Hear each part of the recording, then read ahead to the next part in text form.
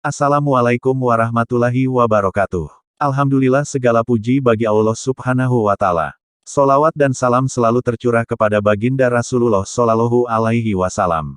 Sobat Kiswah yang semoga sehat selalu, dimudahkan dalam segala urusan, dan dikabulkan segala hajatnya oleh Allah Subhanahu wa Ta'ala. Amin ya Robbal Alamin. Jangan lupa dukung channel ini dengan cara like, komen, subscribe agar selalu mendapat informasi terupdate seputar Islam. Terima kasih. Wali Allah memang memiliki tingkatan yang berbeda-beda. Ada yang tidak menyadari bahwa dirinya adalah seorang waliullah. Namun wali Allah yang lain mengetahui bahwa dia adalah seorang waliullah. Hal demikian itu pernah dialami oleh seorang sopir bernama Musin, yang ternyata disebut oleh Kiai Haji Hamid Pasuruan seorang wali. Ini merupakan kisah nyata Musin, seorang sopir yang menjadi waliullah.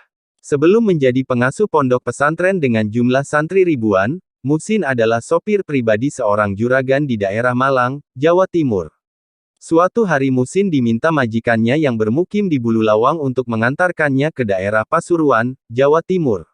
Usut punya usut, sang majikan mau berkunjung ke kediaman salah satu kiai besar yang sudah tersor derajat kewaliannya.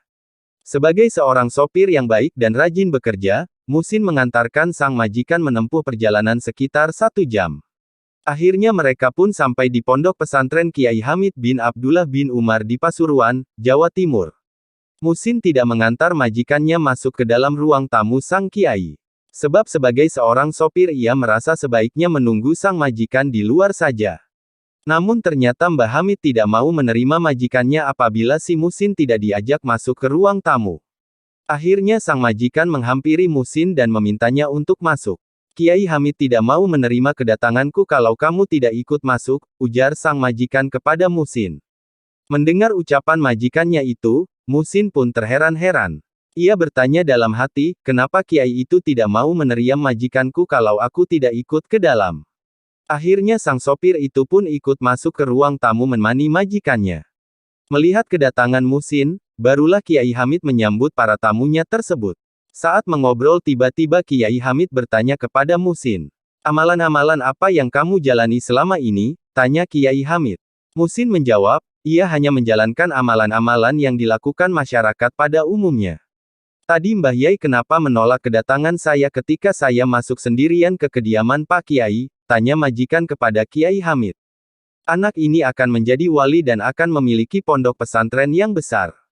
Saya sudah melihat tanda-tandanya, makanya saya menolak kedatanganmu kalau kamu tidak ajak sang wali, kata Kiai Hamid menjelaskan. Musin yang mendengar kata-kata Mbah Kiai Hamid hanya bisa tersenyum dan sedikit menundukkan kepalanya karena malu mendengar alasan Kiai Hamid tersebut. Ia sendiri tidak pernah mengetahui kalau ia akan menjadi waliullah. Bahkan sang majikan kaget bukan kepalang mendengar pernyataan Kiai Hamid tentang masa depan sopir majikannya tersebut. Sejak kisah ini menyebar ke berbagai pelosok, maka satu persatu orang tua mengirimkan anak-anaknya kepada Kiai Musin untuk belajar agama Islam. Semula hanya 5 murid dan bertempat di musola dekat rumah majikannya. Namun semakin lama kewalian Kiai Musin ini terdengar di berbagai daerah dan akhirnya makin banyak santri belajar kepada beliau. Walhasil berdirilah pondok pesantren Al-Makbul di Bululawang, Kabupaten Malang, Jawa Timur. Setahun kemudian santrinya mencapai 100 orang. Lambat laun jumlah santrinya terus bertambah.